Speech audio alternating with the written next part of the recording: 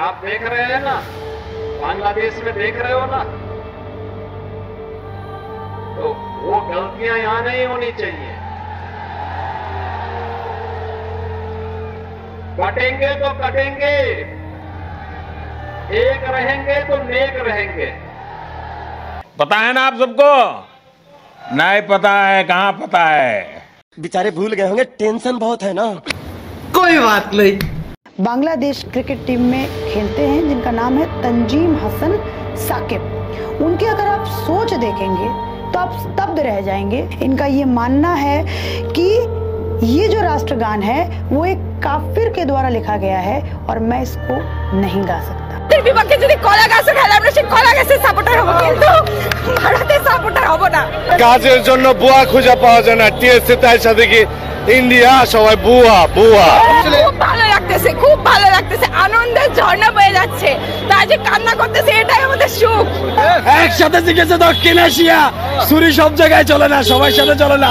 এক কথা ইন্ডিয়া বুয়া, ইন্ডিয়া বুয়া। বাতে বয়কট রশিদে ইন্ডিয়া বাতে পূর্ণ।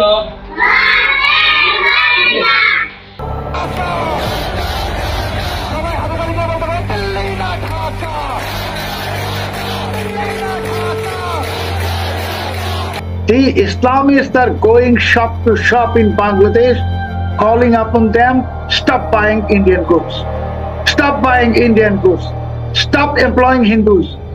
This is going on, I am saying on record. They are going shop to shop, company to company.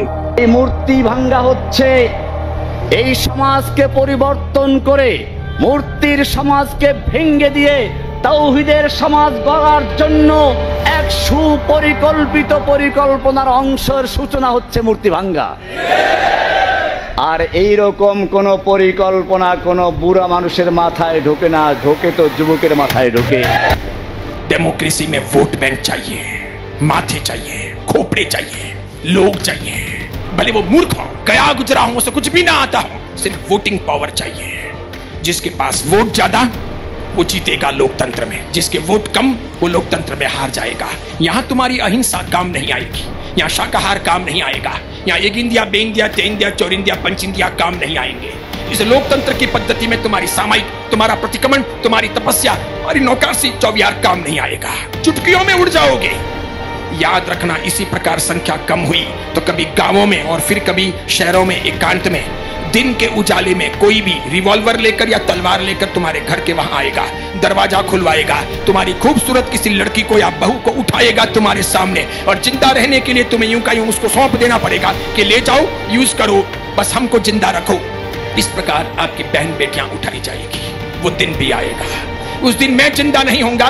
जो 18 के हो, 20 के हो, 25 के हो, उस दिन मुझे बहुत याद करोगे और मेरे फोटो पर फूल चढ़ाओगे। अब से बांग्लादेश में अजान और नमाज के दौरान हिंदू समुदाय के लोगों के लिए पूजा पाठ करना और लाउड स्पीकर पर भजन सुनना प्रतिबंधित होगा और अगर कोई हिंदू इस नियम का उल्लंघन करेगा तो पुलिस उसे बिना वारंट के गिरफ्तार कर लेगी। बांग्लादेश में सत्ता परिवर्तन के बाद से हिंदू लगातार निशाने पर हैं।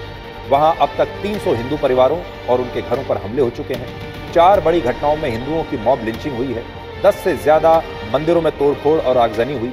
49 हिंदू टीचर्स को अलग अलग कॉलेजों में वहां से इस्तीफा देकर बाहर निकाला जा चुका है। हिंदुओं का कत्लेआम करने वाले आतंकवादियों को अब वहां जेल से छोड़ा जा रहा है। इन अल्पसंख्यक हिंदुओं के मानव अधिकारों की बात करने वाला कोई नहीं है। I am deeply shocked and disturbed by the recent statement from the advisor to the Bangladeshi Home Minister, mandating that Hindus must stop pujas, playing mridang, singing bhajan or any rituals 5 minutes before Azan starts, or they will be arrested. Even before this directive, Hindus in Bangladesh have faced harassment and attacks for practicing their religion.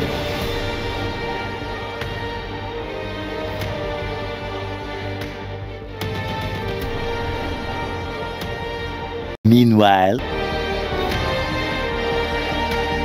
अरे कहना क्या चाहते हो?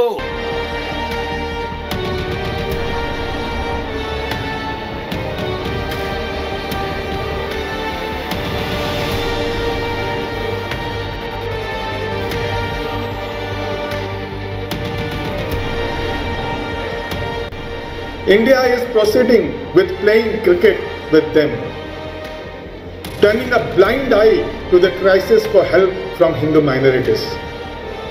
This is deeply saddening and it raises serious questions about where our priorities lie.